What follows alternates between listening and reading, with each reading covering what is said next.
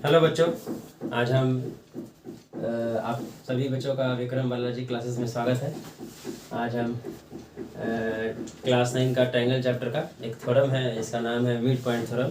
हमारे ऑफलाइन के जितने भी बच्चे हैं वो रिक्वेस्ट कर रहे थे, तो हम सोचे कि एक थ्योरम को प्रूफ कर दे। ऑफलाइन प्रूफ किए हैं, उसको थोड़ा सा यहाँ पर प्रूफ करके अपलोड कर दे, जिससे उनको रिपीट करके देखने में हेल्प हो। तो आज हम शुरू करते हैं मिड पॉइंट थ्योरम। क्लास 9 का चैप्टर है, ट्रायंगल का है, जिसका नाम है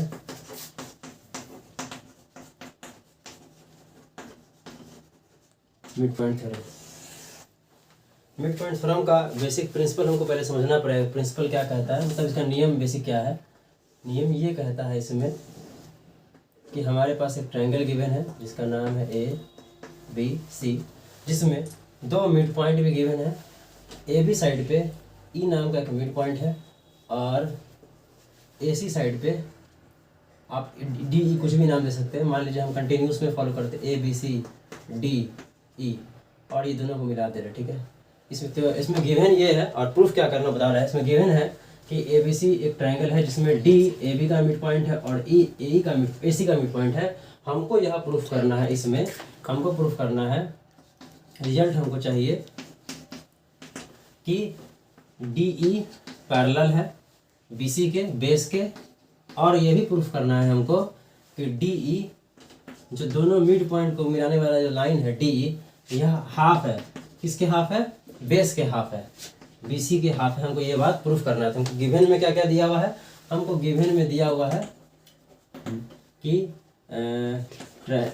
ए बी सी एक ट्रायंगल है जिसमें D and E is mid point, M P माने mid point of side D mid point है ए बी का, तो पहले नाम लिखेंगे A B, and E mid point है ए सी का, फिर नाम लिखेंगे ए सी, और फिर यहाँ लिखेंगे रेस्पेक्टिव। रेस्पेक्टिव मतलब है कि जैसे हम लिखे हैं उस अकॉर्डिंग, ठीक है।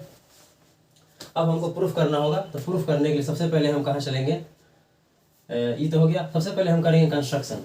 क्या करेंगे, ये तो गिवन हो गया। यहाँ अब सीबीएसई में लिखने का रूल होता है, सबसे पहले गिवन लिखाता है, फिर लिखाता है क्या, टू प्रूफ, कि हमको क्या प्रूफ करना है। सर हमको ये वाला चीज़ प्रूफ करना है, ठीक है, हमको ये प्रूफ करना है। उसके बाद हमको प्रूफ करना होगा। तो प्रूफ करने से पहले हम कंस्ट्रक्शन कर लेते हैं, जिससे कि हमको प्रूफ करने में हेल्प हो। कंस्ट्रक्शन करने के लिए हम इसको थोड़ा इरेज कर रहे हैं, क्योंकि हमारे पास जगह का थोड़ा सा अभाव है, ठीक है। हम इसको इरेज कर रहे हैं। कंस्ट्रक्शन में क्या करेंगे, हम जानबूझ के ऐसा यहाँ से सी से एक लाइन ड्रॉ करेंगे जो इसके क्या हो, पैरेलल हो। ऐसा हम लाइन है जानबूझ से क्या करेंगे, ड्रॉ करेंगे जिसके पैरेलल हो, और फिर इसको हम एक्सटेंड करेंगे। इसको एक्सटेंड करेंगे तो ये यहाँ पे आके मीट हो जाएगा, ठीक है। इसका नाम दे सकते हैं, लेट सपोज इसका नाम दे दिया एफ। ये कंस्ट्रक्शन करें, कंस्ट्रक्शन में लिखेंगे, कंस्ट्रक्शन में यहाँ लिखेंगे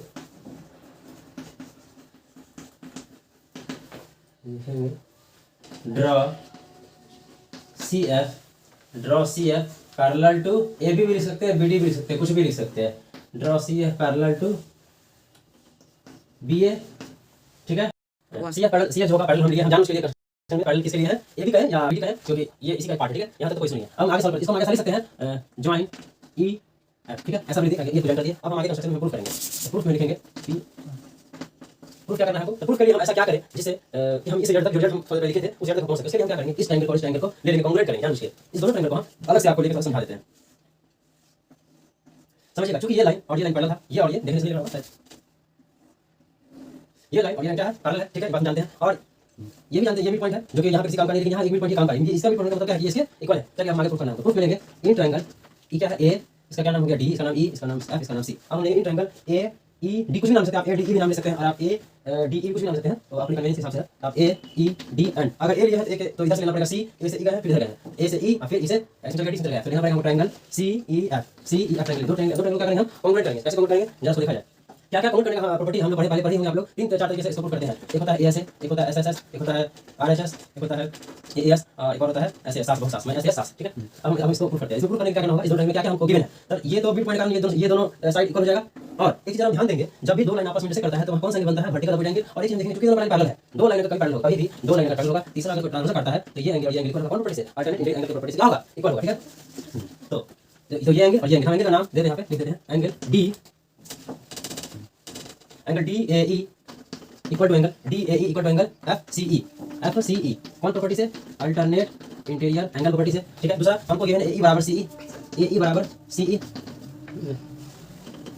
ई इज एमपी ऑफ, एमपी मतलब मिड पॉइंट किसका, एसी का, एसी का, ठीक है। तीसरा हमको गिवन है angle A E D equal to angle A E D equal to angle C E F, angle A D E equal to angle A E D equal to angle C E F equal to angle C E F, ठीक है। ये लिए ध्यान दीजिएगा किस property से angle side angle, दो इस प्रॉपर्टी लिखेंगे by angle side angle criteria या congruency rule, triangle AED, triangle AED congruent to, ये है साइन ऑफ कांग्रुएंसी, ठीक है। Triangle AED congruent triangle CEF, CE जब भी दो ट्रायंगल कांग्रुएंट रहता है तो हम जो हमको फर्दर इस्तेमाल होगा, जो भी हमको फर्दर आगे प्रूफ में यूज होगा, उस प्रूफ को हम क्या करेंगे, ऐसे किसी के रूप में हम ले सकते हैं। तो हम यहाँ क्या करेंगे, क्या क्या चीज हमको रीड पड़ेगा, हम देख रहे हैं सर कि ये वाला डी जो पार्ट है, डी पार्ट और ई पार्ट, यह भी ट्रायंगल पार्ट है, तो हम क्या करेंगे सीपीसीडी से क्या करेंगे, D E equal to F ले लेंगे, एफ ई, ठीक है। डी को कौन प्रॉपर्टी लिखेंगे यहाँ पे, सीपीसीडी मतलब corresponding part of congruent triangle, ठीक है। उम्मीद है आपको यहाँ तक बात समझ में आया होगा। सीपीसीडी से हम एडी इक्वल टू CFB ले लेंगे, ठीक है। इसका फर्दर यूज है, क्या यूज है थोड़ा देर में आप देखिएगा। इसको हम इरेज कर रहे हैं, हमारे पास जगह नहीं है, इसको हम इरेज कर रहे हैं, इसको हम इरेज कर देते हैं।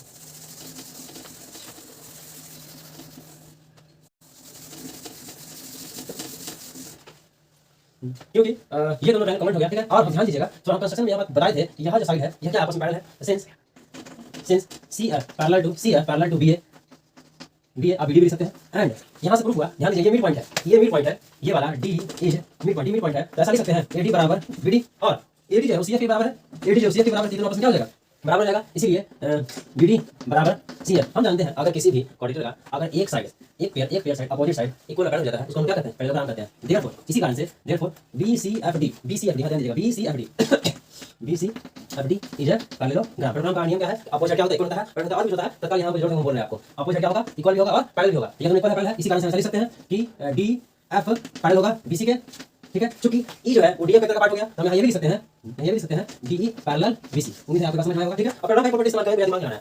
तो ये अपोजिट का इक्वल है, पैरेलल है, इक्वल होने का हम लिख सकते हैं DF इक्वल टू BC, ठीक है। DF किसके इक्वल हो गया, BC के। अच्छा तो ध्यान दीजिएगा, हम ये बात हम थोड़ी पहले लिखे थे कि DE बराबर EF है, DE बराबर EF है, DE बराबर EF, DE बराबर EF है। ऐसे कैसे यहाँ पे लिख सकते हैं कि हम इसको लिख रहे हैं BC इक्वल टू DF, क्या तो कुछ भी लिख सकते हैं, कोई नियम नहीं है।